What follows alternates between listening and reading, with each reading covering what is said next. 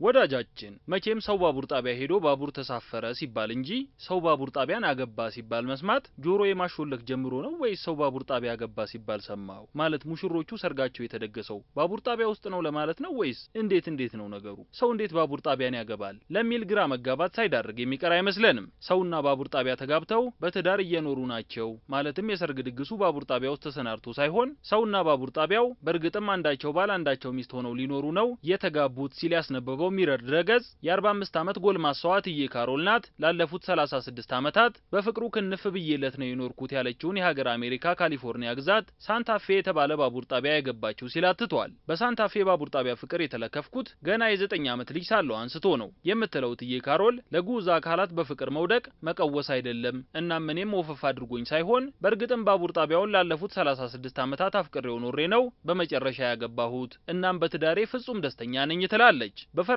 የጋብቻ ወግ ልማድ መሰረት በባለቤቷ ስም ለመጠራት ስሟን ካሮል ሳንታፌ ብላ ማስቀይረዋለች። ሳንዲዬጎ የተባለው አካባቢ መኖሪያዋን ያደረገችው የበጎ ፍቃድ ሰራተኛዋ እትዬ ካሮል ባለቤቷን አቶ ሳንታፌ ባቡር ጣቢያን እሷ ዳይድራ ብላ የምትጠራውን ማለት ነው ለማየትና አብረው ጊዜ ለማሳለፍ በየቀኑ 45 ደቂቃ ያክል በአውቶቡስ ተጉዛ ወደ ባቡር ጣቢያው ትሄዳለች። እኔ ከግዑዝ አካላት ጋር ፍቅር ከሚይዛቸው ሰዎች አንዷ ነኝ የምትለው ካሮል 40ኛ ዓመት እድሜዋ ላይ ሳለች ከአንድ ህንጻ ጋር ፍቅር ይዞኛል የሚል አረፍተ ነገር ጻጽፋ በኮምፒውተር መስኮቷ መረጃ እስካሰሰችበት ቀን ድረስ ነገሩ እንዳልተከሰተላት ባቡር ጣቢያውን ከልጅነቷ አንስቶ ብትወደውም በፍቅር የተጣመሩት እንደ ፈረንጆቹ አቆጣጠር በ2011 ዓ.ም እንደነበር ትዳር የመሰረቱት ደግሞ በ2015 ዓ.ም እንደሆነ ነው የምትናገረው። ቅሉ የጋብቻቸው ነገር ሰማንያ አልባ ህጋዊ እውቅና የሌለው ቢሆንም ማለት ነው። በሰርጋችን ቀን ፊት ለፊቱ ቆሜ የትዳር አጋሪ አድርጌሃለሁ ብዬ ነግሬዋለሁ የምትለው ካሮል ሁሌም ወደ ባለቤቷ ማለትም ወደ ባቡር ጣቢያው በሄደች ቁጥር ሰዎች እንዳይሰሟት ተጠንቅቃ እንዴት ነህልኝ የኔ ሸበላ እንደምትለው